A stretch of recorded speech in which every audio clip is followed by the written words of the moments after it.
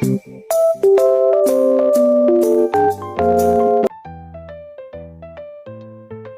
everyone, welcome to our podcast Cerita Anak Sekolah. Hari ini kita kedatangan bintang tamu nih dari teman kita. Hai guys, kenalin nama saya Aura Kasih Berijan sebagai salah satu bintang tamu juga yang akan menjawab pertanyaan teman-teman saya di sini. Hai, dan saya Nurul Hafiza sebagai bintang tamu seperti Aura Kasih Berijan. Kali ini topik kita seputar lingkungan sekolah nih. Tapi sebelum itu, mari kita tanya kabar para bintang tamu kita hari ini. Jadi, Berlian, Nurul, bagaimana kabarnya hari ini? Alhamdulillah baik. Ya, kalau di sini wawancaranya gimana nih kabarnya? Alhamdulillah kita juga baik, kan? Kita langsung aja ya masuk ke pertanyaan pertama, yaitu menurut kalian, apakah tugas sekolah kalian saat ini sesuai dengan kemampuan dan waktu belajar kalian masing-masing? Ini yang dijawab siapa dulu? Boleh langsung Berlian saja.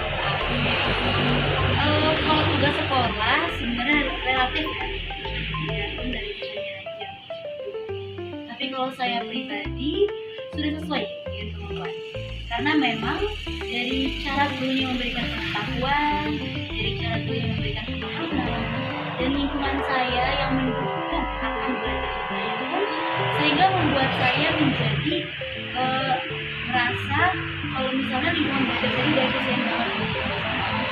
Ya, dan untuk guru sendiri, mungkin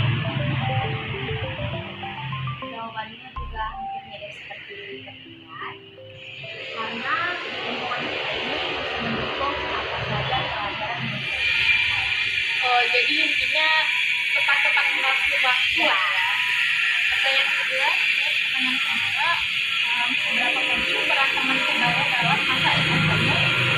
Oke, menurut saya yang pasti sangat penting karena teman ini kan yang menentukan arah kita seperti apa. Karena teman ini bisa dibilang orang yang bergaul sama kita di kehidupan sehari-hari, sehingga pengaruh teman juga sangat penting ya buat kita sebagai para generasi muda. Apalagi yang kita sekarang kan banyak sekali anak-anak muda yang dibilang mungkin ikut menjadi anak-anak yang masuk dalam kenakalan remaja. ya itu sangat masalah yang krusial ya pada saat ini.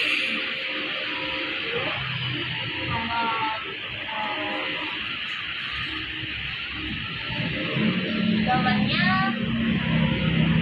sudah sangat penting karena seorang teman karena sangat saling support, membantu satu sama lain. Misalnya kita lagi kesusahan mencari jawaban di pertanyaan dari bapak ibu guru di sekolah. Nah, kita bisa sama-sama cari jawaban yang kita cari bapak ibu guru di sekolah. Jadi kita bisa cepat mengumpulkan Jadi harus yang sefrekuensi atau gimana nih tipe teman kalian? Kalau saya pribadi sih yang penting nyambung aja ya. Pertanyaan ketiga, bagaimana sih caramu sebagai siswa menjaga kesehatan mental di tekanan akademik? Kalau kita berbicara tentang kesehatan mental, yang pastinya tidak semua siswa itu mampu untuk mempelajari semua pelajaran di sekolah. Maka dari itu saya menyarankan buat generasi muda untuk tetap bisa membagi waktu untuk diri kita sendiri agar kita bisa menjaga kesehatan mental di zaman yang makin menjurus. Ya, apalagi kita sekarang menggunakan sosial media di mana banyak cyberbullying ya. Dan untuk Nurul, Kalau kesehatan mental di area sekolah itu kita misal ada orang yang membuli kita jangan dengarin, biarin dia mau bilang kita apa gitu. Nanti kalau dia udah capek kan otomatis dia diam sendiri. Nah, gurunya itu tidak mempan juga untuk kita begitu. Oke, pertanyaan kelima, Menurutmu manakah yang lebih efektif, pembelajaran kelompok atau pembelajaran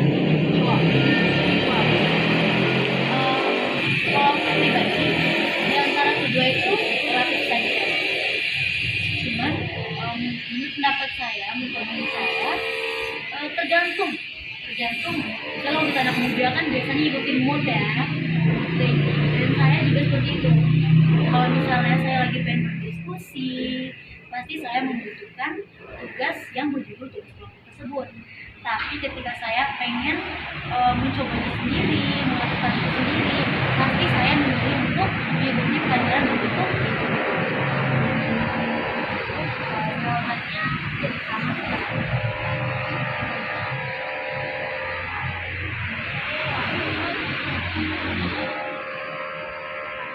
Karena sekolah memberi uang lebih untuk kegiatan kreativitas seperti seni atau organisasi.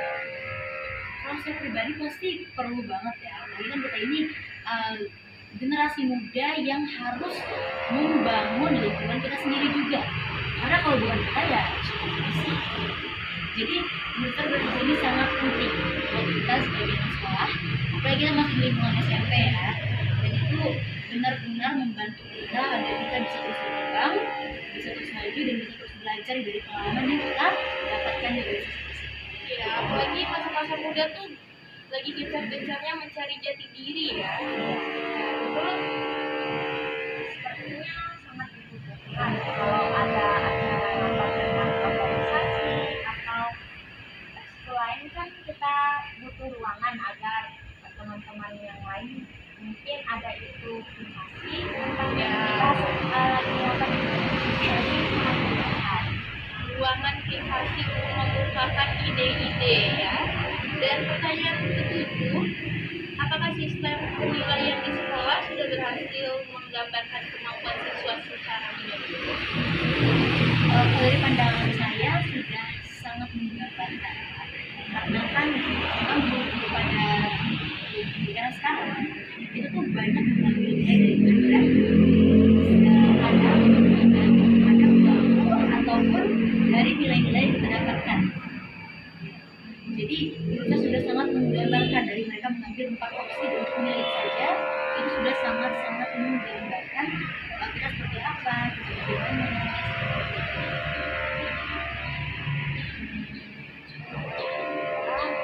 cukup bagus cara penilaiannya. Pertanyaan ke-8 nih, kita sebagai Gen Z adalah pengguna aktif sosial media kan? Menurut kalian nih, apakah dampak positif dan negatif dari media sosial bagi kita pelajar SMP? Kalau positif sudah pasti banyak yang kita tahu, kita bisa mendapatkan teman, kita bisa menambah relasi dan mempermudah aktivitas yang ada di sekolah juga pastinya. Tapi sebaik-baiknya barang pasti tetap ada kurangnya, itu dampak negatif. Kalau dampak negatif dari sosial media yang saya tahu nih kebanyakan ya itu bullying yang pertama, yang kedua pelecehan, entah itu pelecehan buat yang di bawah umur atau yang sebaya, mungkin sangat banyak sekali dan sangat umum masalahnya di media sosial. Ya, karena banyak pengguna media sosial yang menyalahgunakan media sosial ya sebagai tempat tanda kutip untuk melakukan hal-hal buruk. Dan pertanyaan ke-9, sekolah kita kan sangat ketat nih terhadap kedisiplinan. Menurut kalian pribadi tentang aturan disiplin yang diterapkan di sekolah itu bagaimana sih? Yang kita ketahui sudah banyak sekali peraturan yang disebarluaskan di berbagai kelas ya. Peraturan sekolah, kita di sekolah diberikan pemahaman dengan diberikan 4 lembar kertas yang di sini semua peraturan sekolah, dan yang dimana menurut saya peraturan dari keempat lembar kertas ini sangat bisa menjadi arahan untuk kita sebagai pelajar SMP Negeri. Dan menurut saya ini sangat membantu kita sebagai generasi muda untuk bisa berkembang dengan cara melatih diri untuk tetap mengikuti peraturan yang ada di lingkungan yang sudah kita pilih untuk kita tempatkan. Dan kita sampai kepada pertanyaan terakhir. Nah, pertanyaan terakhir ini adalah dalam masa SMP ini, apakah hal yang seharusnya diperbaiki dari lingkungan belajar agar siswa lebih nyaman dalam melakukan aktivitas belajar? Kalau saya pribadi menanggapi masalah yang ada di sekolah saya sendiri, yang harus dilakukan untuk kita agar lebih nyaman itu ya mungkin, bukan mungkin ya, sepertinya harus mengurangi bullying yang sering terjadi di sekolah kita pribadi. Karena pandangan saya yang saya lihat, kita sudah banyak sekali menanggapi masalah perbullyingan yang ada di lingkungan sekolah kita. Tapi walaupun adanya itu, saya sangat berharap sekali terus dari generasi juga bisa menghindari yang namanya bullying tersebut, agar kita juga sebagai generasi muda bisa belajar dengan tenang, sama-sama menambah pengetahuan dan sama-sama pelajaran yang bagus dan tenang. Terutama pasti dalam hal body shaming ya, Iya, akhir-akhir benar ini. sekali. Nonton, kita telah sampai kepada segmen terakhir, yaitu penutupan. Dan saya akan menanyakan kepada narasumber kita hari ini, apakah ada kata-kata untuk hari ini? Oke, baik. Kalau dari saya ya, buat kita generasi muda, jangan malu untuk melangkah ke depan dan jangan mau untuk mundur ke belakang. Karena kita sebagai generasi muda adalah generasi yang membangun bangsa, bukan yang merusak bangsa. Segitu saja dari saya. Ya, Nurul, mungkin dari saya nggak ada kata-kata, yang penting bukti nyata. Ya, yaitu bukti nyata untuk memajukan bangsa kita saat ini.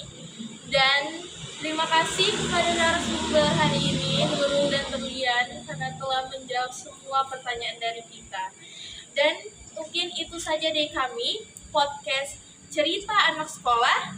Kami pamit undur diri. Bye-bye.